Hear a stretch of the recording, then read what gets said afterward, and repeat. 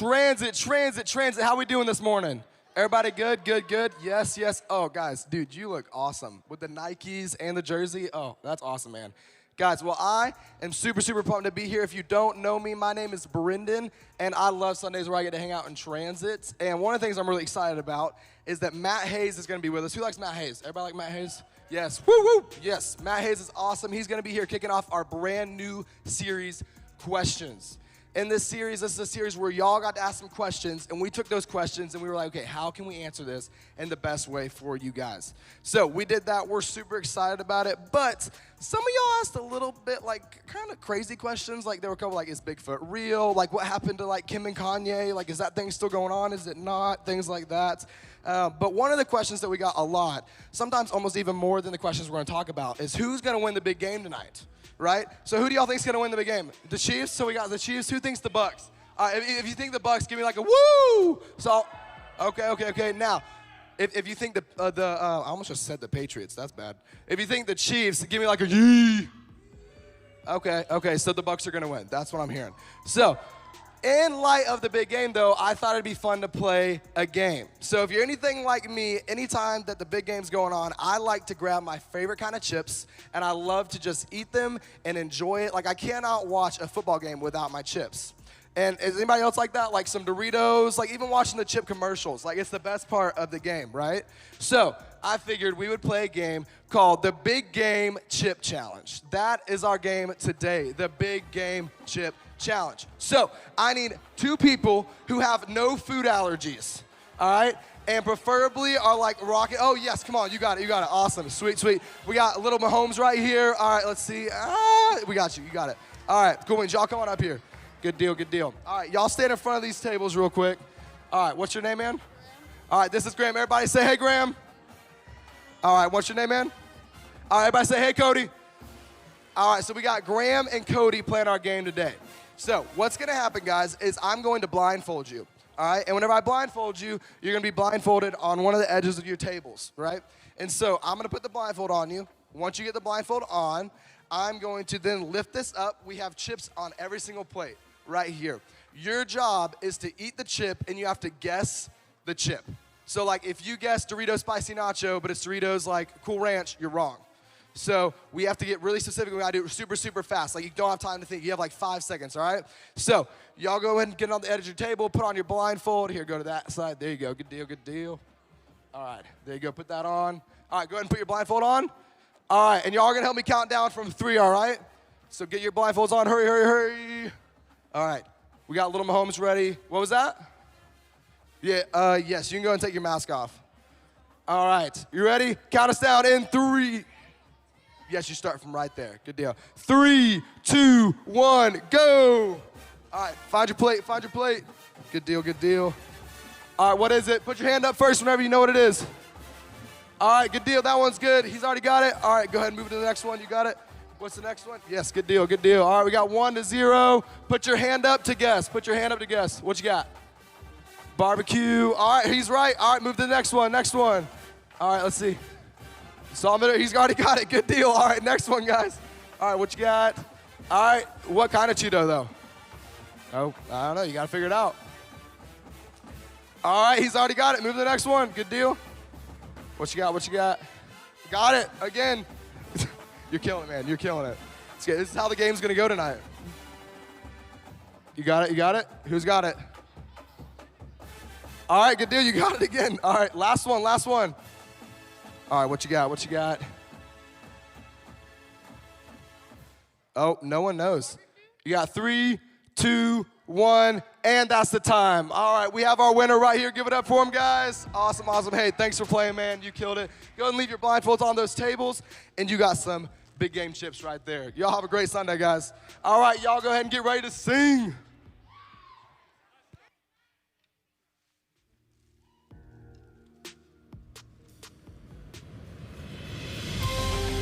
All right, good morning, everybody. Would you stand to your feet? Come on. It's so good to see you guys.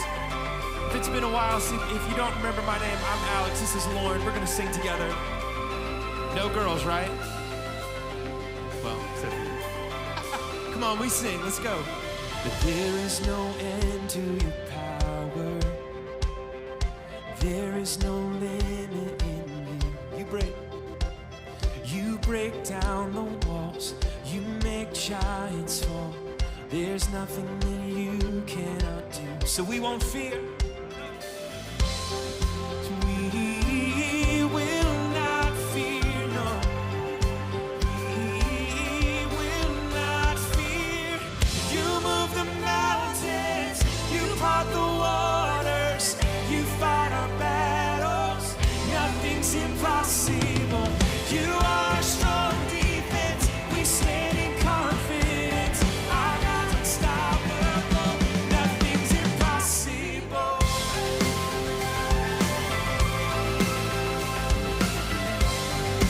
We sing fearless surrender. Fearless surrender to your love. Power of darkness undone. You stood face to face with death and the grave. In Jesus our God overcomes. We will not fear, no. We will not fear. You move the mountains. You part the waters. You fight our battles. Nothing's impossible. You are strong defense. We stand in confidence. Our God's unstoppable. Nothing's impossible. We sing faithful, faithful, faithful to us, God, and we are fearless, fearless in your. Come on, we sing that together. That you are faithful, faithful to us, God, and we are fearless, fearless in your love. We say, you move the mountains, you part the waters, you fight our battles. Nothing's impossible. You are strong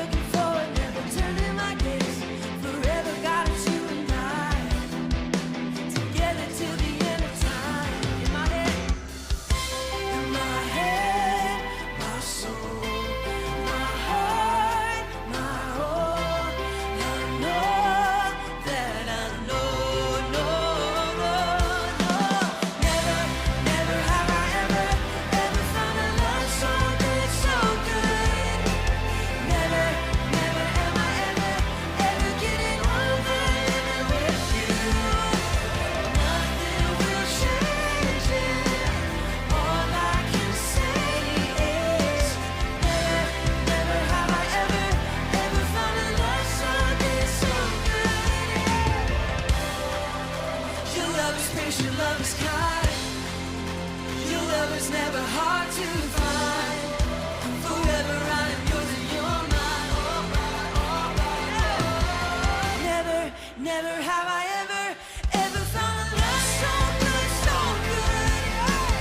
Never, never am I ever getting over living with you, Lord.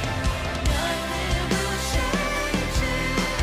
All I can say is never, never have I ever found a love so good, so good.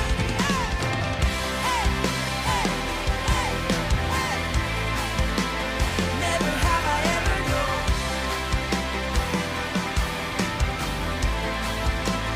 Never have I ever known.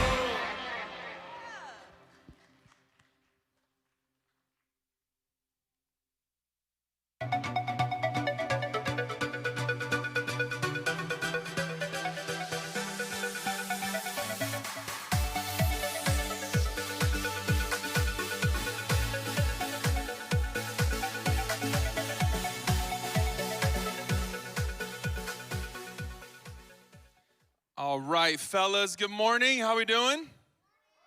Good, thank you for actually saying that. I need to know who thinks the Bucks are gonna win tonight. Are you seriously excited about that? Are you like a legit Bucks fan? How many of you like Tom Brady? Okay, perspective. He was winning Super Bowls before you were alive. How many of you want the Chiefs to win? Okay, thank you, because if you're a Falcons fan at all, it's quite the tragedy. You should never cheer for Tom Brady because he never likes to let it go that they beat us 3 years ago. So, go Chiefs. And if you don't like that, well, there's the door, okay? Listen, I am super excited to hang out with y'all. My name's Matt, if you don't know me. I get to lead Inside Out, which is where all of the high school students hang out. But I love getting to hang out with y'all in transit because I love this season of life that you are in. And we did something cool a few weeks ago that I'm really excited to talk about because we asked you for your questions. We asked you for your questions of what you want to know. And listen, the responses were incredible. We had some that were like, why are frogs scary? I didn't know frogs, didn't know they were scary. But okay, that's fine if that's you. It makes sense. But we also didn't have just silly questions. We had some really good questions. We had some questions that y'all asked about faith that I was super impressed by. Man, they're in 6th and 7th and 8th grade, and they're asking these types of questions. It was incredible. And so really what I want you to know about the idea of having questions when it comes to faith is that that's a good thing to have questions. See, so many times we think that if I have questions, that I have doubt. And I don't know if you've grown up in transit, if it's your first time to transit, if you went to Upstreet before transit, but a lot of times if you've grown up around church, you can think that doubt is a bad thing. And that doubt means that somehow my faith isn't strong enough, or I shouldn't have these questions, I should know this answer. And so then we go into small group and we don't ask our questions because we're afraid or we're ashamed of what someone's going to think, that we don't have all the answers. We're worried about what other people are going to think. And what I want you to know, there's 2 things off the top that I want you to know today and for the next few weeks as we keep talking about your questions. You are determining what we're going to talk about.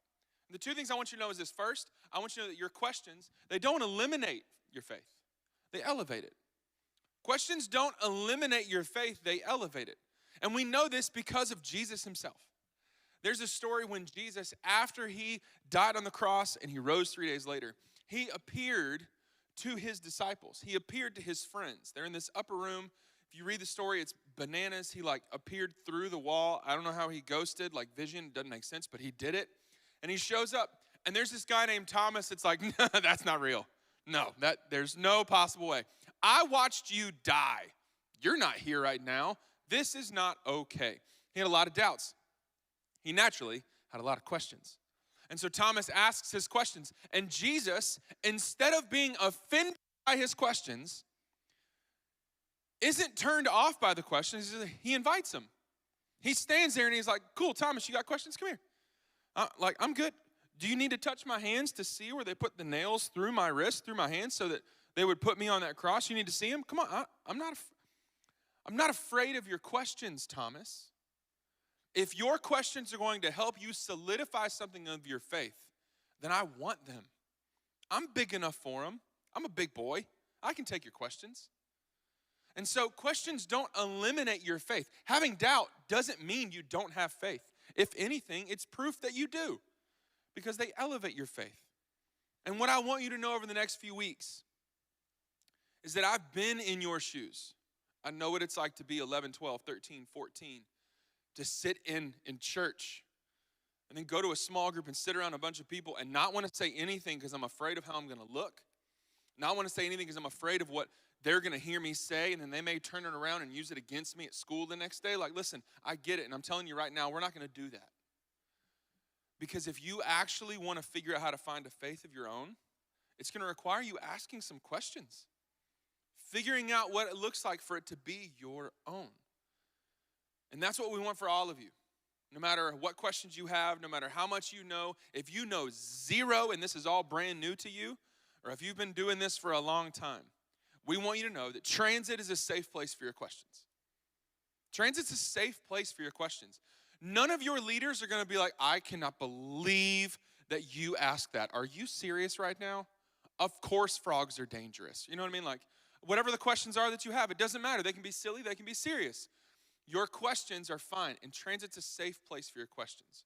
And so you asked a bunch of questions, and we were able to take all of them together and come up with what we want to talk about over the next few weeks. And today I want to talk to you about some questions that a lot of you wrote that have to do with one specific thing. Some of you wrote in questions that had a lot to do with stress. Now, I don't know what kind of stress you feel in middle school.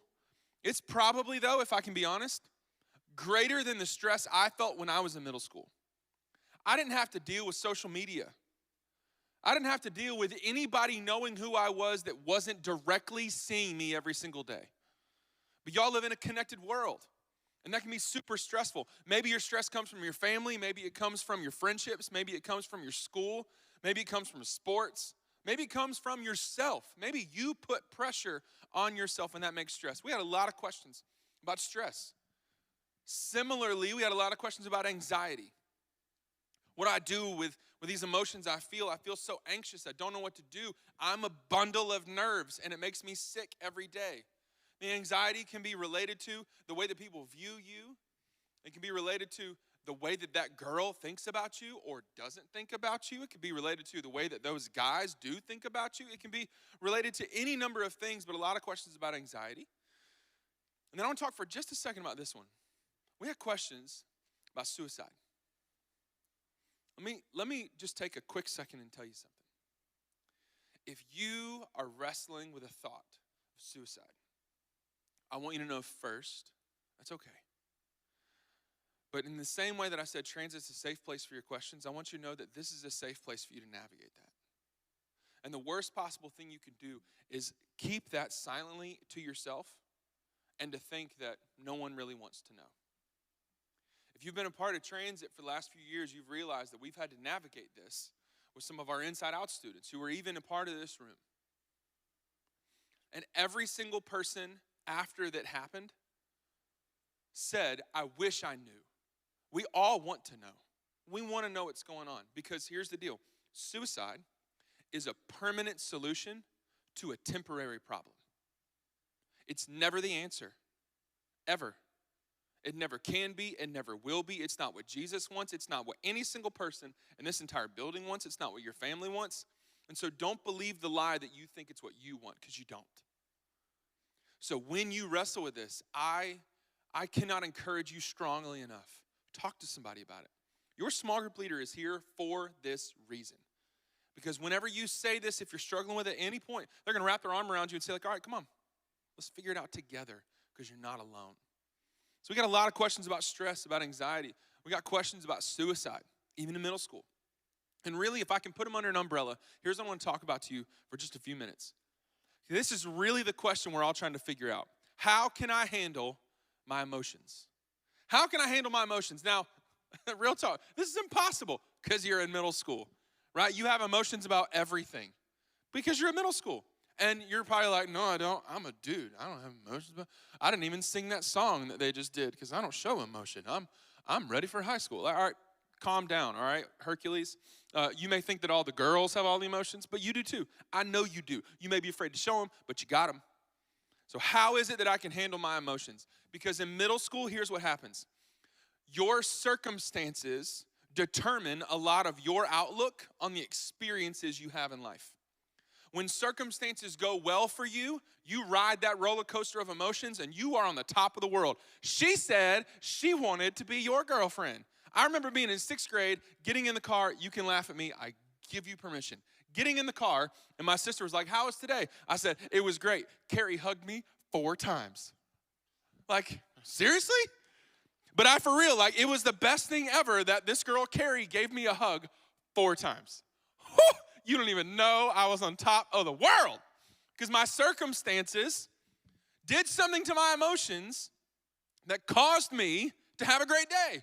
My day, my outlook, my experience was driven by my emotions. And so I rode the roller coaster of emotions. But here's what happens when you ride a roller coaster, if you've ever been on one. How many of you like roller coasters? Show of hands. How many of you are terrified of roller coasters? Show of hands. Cool, we're going to Six Flags, and I'm putting you on the worst one. No, I'm not. That would be really, really mean. I love roller coasters. But every time you rise in a roller coaster, guess what? You fall even faster. And so when you ride the roller coaster of emotions in your life and you allow your emotions to determine your outlook and your experiences, you will have some really high highs, but you are going to crash and you will have the worst of lows. And that's why we have questions like, how do I deal with stress and anxiety? That's why we deal with the idea of suicide. It's because our emotions are running things in our life. So how can I handle my emotions? How can I make sure that I'm not riding that roller coaster and it's not taking me out? How can I make sure that I still experience all the highs of life that are incredible and wonderful and joy-filled, the great moments? But how do I make sure that my lows emotionally don't take me out anymore? How do we go from this to this? How do I make sure it's not that big of a drop? Well, it requires maturity, which is never the default. None of you were born mature. Newsflash. I know that because I got 5 little kids. They're not mature. We're not born mature. But at 35 years old almost, I can sit here and say, I'm more mature than you are. Why? Because I'm not in middle school anymore. You grow up. And as you grow up, you're going to be able to figure out how to grow up emotionally. And you're not alone in doing this. See, when Jesus would leave, all his people were sitting there saying like, oh my gosh, what now? He's gone. I don't know how we can do this anymore. And he said, well, I'm not going to leave you on your own. I'm going to give you my Holy Spirit in my place to help you, to guide you, to counsel you. And when it happens, when the Holy Spirit is rooted inside you and you choose to follow Jesus, it grows roots and it grows up like a plant. And then out of that tree, there is fruit that you get to have. It's called the fruit of the Spirit. And Paul talks about it in a letter called Galatians. And here's what it says. It says, the fruit of the Spirit is love, joy, peace, patience, kindness, goodness, faithfulness, gentleness, all incredible things. We would say these are incredible virtues that we want to have in life. This is how you find a better life. And the last one is self-control. You can choose to live with self-control over your emotions, but you got to choose it. You got to want it. You got to ask questions to figure it out. You got to grow up in your faith. Because what I don't want for you is for you to become 40 years old, but still be 14 years old spiritually. I want you to figure out how to navigate this so that you aren't taken out by your emotions. But you got to figure it out. So as you go to small group, here's the thing I want you to think through. Here's the big question you get to navigate. You ready? Do you control your emotions? Or do your emotions control you? It's one of the two. You get to figure that out. So I'm going to pray for you real quick, and then we're going to dismiss the small group. Jesus, thank you that you don't leave us on our own. Thank you for the help you give, and thank you so much that you desire to grow us up. So I pray that you would grow us up in wisdom, in stature, and in favor with both you and men, because that's what Jesus did. So do the same for these students in this place. Guide our conversation. Thank you for loving us first. We love you right back. In Jesus' name, amen. So if you are on this side, y'all are going to exit out these doors row by row. If you're on this side, y'all are going to exit out those doors row by row. Front row, why don't y'all go first? Front row, y'all go first. Corey's got those open. Y'all have an incredible time in small group. What up, bro? Hey, next time you're going to dunk on me, aren't you? I believe it. I saw you whipping up on that college student, whoever he was. All right, y'all go out that way. Y'all go out next row. Thank you, gentlemen. Y'all have fun in small group. Go Chiefs. Let's call it what it is. Go Chiefs. Don't you dare Micah Black. I don't want to hear it. You're a Browns. Go that way, go that way.